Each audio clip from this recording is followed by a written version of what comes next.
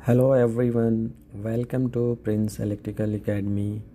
आज के इस वीडियो में हम इलेक्ट्रिकल इंजीनियरिंग के बहुत ही इम्पोर्टेंट टॉपिक पावर ट्रायंगल को बिल्कुल आसान शब्दों में समझेंगे। हम जानेंगे कि active power, reactive power, apparent power और पावर फैक्टर क्या होते हैं और इनका आपस में क्या रिलेशन है। वीडियो को बिना स्किप किए एंड तक ज़रूर देखें। तो सबसे पहले बात करते हैं कि पावर ट्रायंगल आखिर होता क्या है। दोस्तों, एसी इलेक्ट्रिकल सिस्टम में तीन तरह के पावर्स होती हैं। पहली एक्टिव पावर, जिसे हम किलोवाट में नापते हैं। दूसरी रिएक्टिव पावर, जिसे केवीएआर में नापते हैं। और तीसरी अपैरेंट पावर, जिसे केवीए में नापते हैं। इन तीनों पावर्स के बीच में इंटरनल रिलेशनशिप को जब हम एक राइट एंगल ट्रायंगल के ज़रिए दिखाते हैं तो उसे हम पावर ट्रायंगल कहते हैं।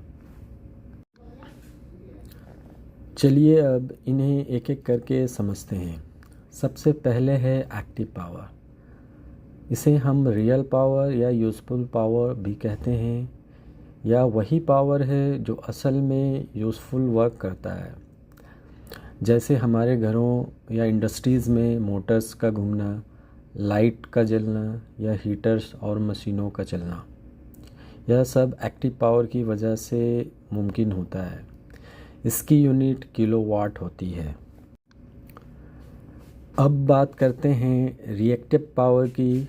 यह पावर कोई सीधा काम नहीं करती।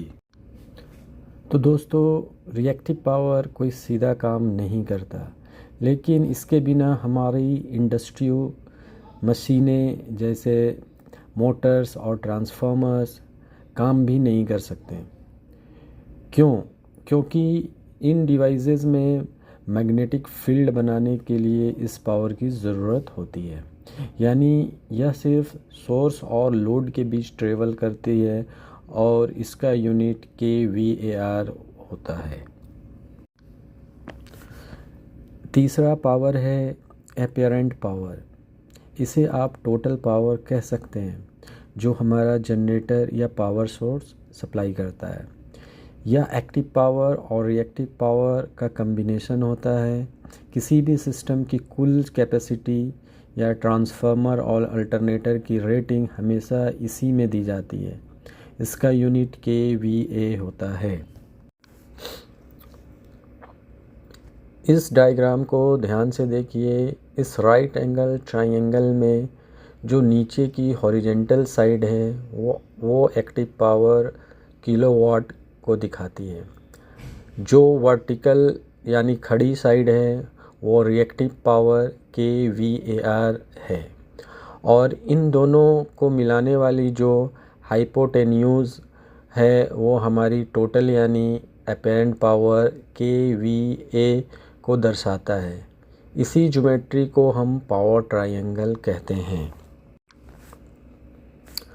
अब आता है सबसे ज़रूरी point, power factor. Power factor हमें यह बताता है कि हमारा सिस्टम इलेक्ट्रिकल पावर का इस्तेमाल कितने अच्छे और कितने एफिशिएंट तरीके से कर रहा है। इसका फॉर्मूला होता है power factor is equal to active power divided by apparent power. इसकी वैल्यू हमेशा 0 और 1 के बीच में होती है। जितना बेहतर पावर फैक्टर होगा, सिस्टम में करंट उतना ही कम होगा, लॉसेस कम होंगे और इफ़िशियंसी उतनी ही अच्छी होगी।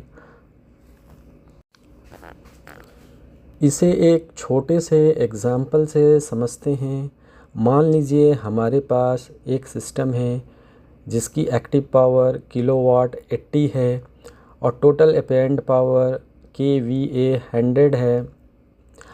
अब अगर हम फॉर्मूला लगाएं, 80 को 100 से डिवाइड करें तो हमारा पावर फैक्टर निकल कर आएगा 0.8। इसका मतलब है कि सिस्टम काफ़ी हद तक ठीक काम कर रहा है, लेकिन इसे और सुधार सुधारा जा सकता है। इस पावर फैक्टर को हम 1 तक इम्प्रूव कर सकते हैं। अगर पावर फैक्टर कम हो तो उसे सुधारना बहुत ज़रूरी होता है।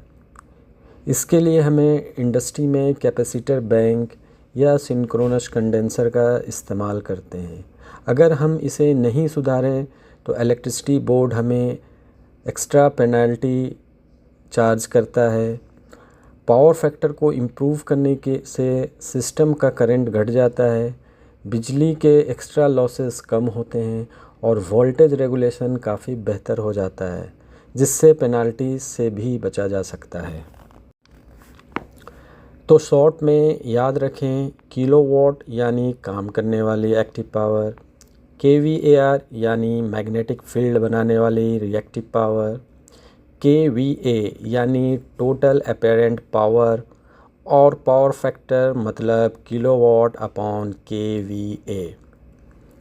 उम्मीद है आपको पावर ट्रायंगल का यह कॉन्सेप्ट अच्छे से समझ आ गया होगा। अगर वीडियो पसंद आई हो तो इसे लाइक करें, दोस्तों के साथ शेयर करें और प्रिंस इलेक्ट्रिकल एकेडमी को सब्सक्राइब करना बिल्कुल ना भूलें। Thank you so much for watching.